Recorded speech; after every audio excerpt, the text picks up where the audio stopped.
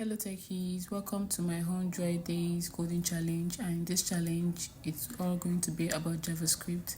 This challenge is basically to help me expand my knowledge in JavaScript and also to help those who are finding JavaScript very difficult. I hope that my videos are useful to you. I'll try to keep my videos exact and short so we don't get bored over time. Today, which is the first day of this coding challenge, we're talking about what is JavaScript and knowing how to link our JavaScript file.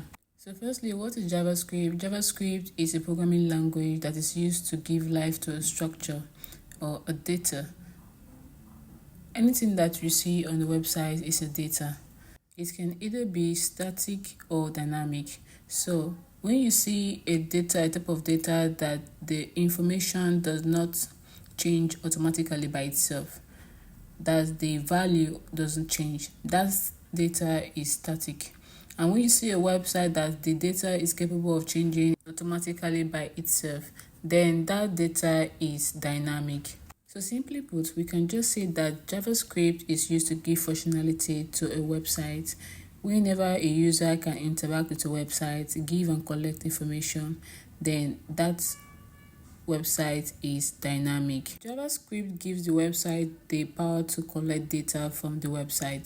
It is a high programming language that is used in web development, mobile app development, data analysis, game development, and other fields of technology.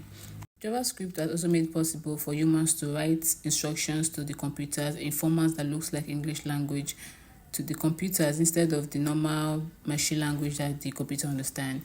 So right now we're going to look at what static and dynamic data looks like. So I'll be using the link tree to give a demonstration of what static and dynamic data looks like. So here we just click on the link tree and here we are. There are different areas in this link tree. There's an area where you are supposed to put in your name and then claim your link tree. That area is dynamic because you have to put in something to get the output. Then this other area where you see a static information, where you cannot even you cannot do anything on it. You cannot click to take it to another area or anything. It does not change. That place is a static data there. So there's this other place where photos are being displayed. These photos are given times, when and how they will be displayed, and every position. It can be done with CSS and JavaScript, but either ways, that position is dynamic. So let's see how we're going to link our JavaScript file. Firstly, let's go and create a folder for our JavaScript. We're going to create a new folder. Okay, so we're going to name our folder. I'm going to name my folder JavaScript. You can name your folder anything you want to name your folder. And if you already have one, there's no need for you to create. So I name my folder JavaScript, and I'll be using the VS Code editor to create my codes. You can use any code editor that you find suitable, but I prefer to use the VS Code. So here we are going to create an HTML file because it is a structure and it is where we'll be linking our JS.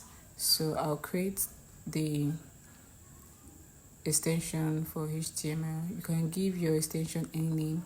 Just make sure there is .html, and even your JS extension, just make sure that there is .js. You can give it any name that you find suitable. So here I'm creating my HTML code, HTML extension. Here we are. I'm going to create a CSS extension. It is not compulsory, but I just want to have a file that's CSS file before we create our extension for our JavaScript. So yes, we are using the index as name. You can name your file anything you want to name it, like I said, but this is what I am naming mine. So next thing we're going to do is to create a boilerplate for our HTML, because this is where we'll be linking JavaScript. Also, I want you to know that the HTML is the parent container to the JavaScript and the CSS, so they both have to be linked in the HTML. The next thing is to create a boilerplate. After creating the boilerplate, just before the closing body tag, we are going to be putting a script tag, which we are going to use to link the JavaScript to the HTML. So we're going to create our script tag, and inside our script tag, we're going to type in our source attribute. It's the source attribute that we use to locate the JS extension.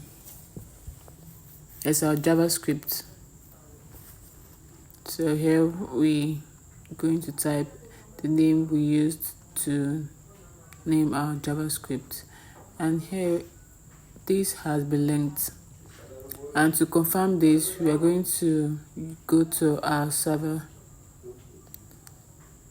We simply do this by right clicking on the HTML, so it takes us to our server, and here it is.